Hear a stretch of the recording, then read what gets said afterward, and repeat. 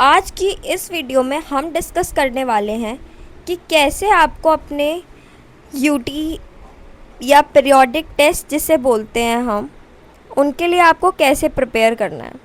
जैसे कि अब आपके स्कूल ओपन हो चुके हैं और मोस्ट प्रोबेबली अगर आप सीबीएसई स्टूडेंट हो तो आपके अब यूटी या पीरियोडिक टेस्ट जिसे बोलते हैं वो स्कूल में स्टार्ट हो जाएंगे मिड जुलाई से।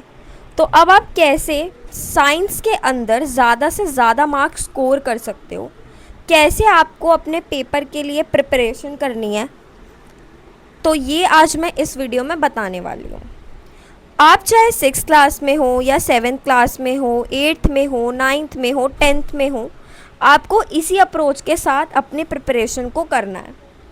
इसको आप चाहे करके भी देख लेना, इससे आपकी स्टडीज़ पे काफ़ी ज़्यादा इफ़ेक्ट पड़ेगा और काफ़ी ज़्यादा अच्छे मार्क्स आने के चांसेस हैं। देखो, हमेशा याद रखो कि अपनी प्रिपरेशन को पहले तो आपको कुछ दिन पहले से स्टार्ट करना है, ठीक है।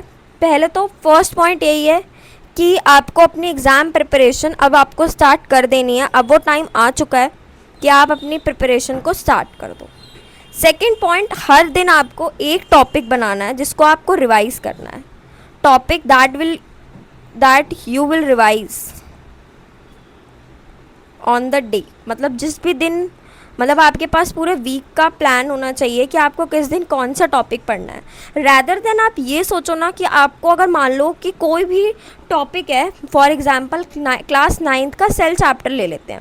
अब आप ये मत सोचो कि आपको सेल ऑर्गेनेल्स के सारे सेल ऑर्गेनेल्स पता होने चाहिए, प्लास्टिड्स, माइटोकॉन्ड्रिया। ऑब्वियसली अगर आप बहुत अच्छे से याद कर लेते हो सारे टॉपिक्स तो वेल एंड गुड, बट सारे टॉपिक्स याद करने के पीछे मत भागो।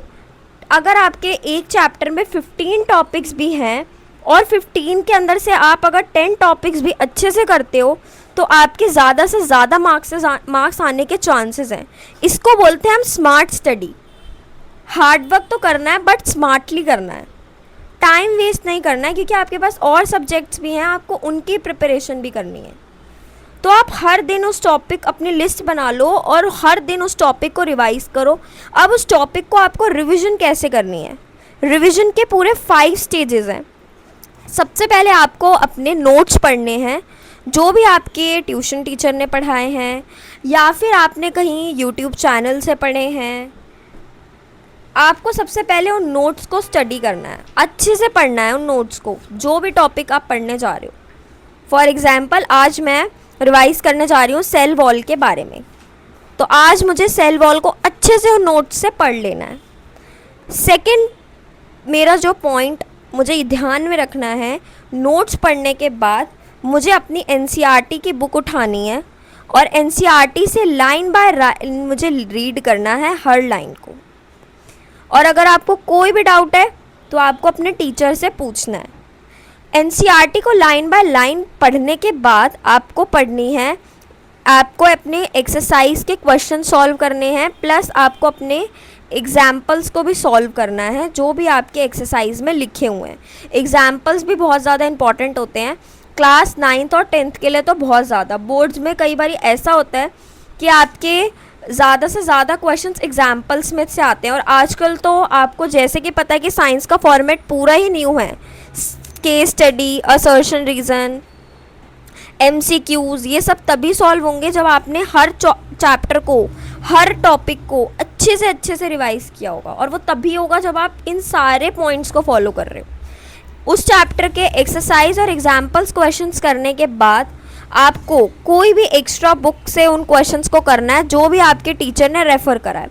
ऑनेस्टली मैं तो 6th क्लास से लेकर 10th क्लास के हर बच्चे को ना साइंस की सबसे फर्स्ट एक्स्ट्रा बुक जो उसे करनी चाहिए ना, वो साइंस एग्जाम्पलर करनी चाहिए।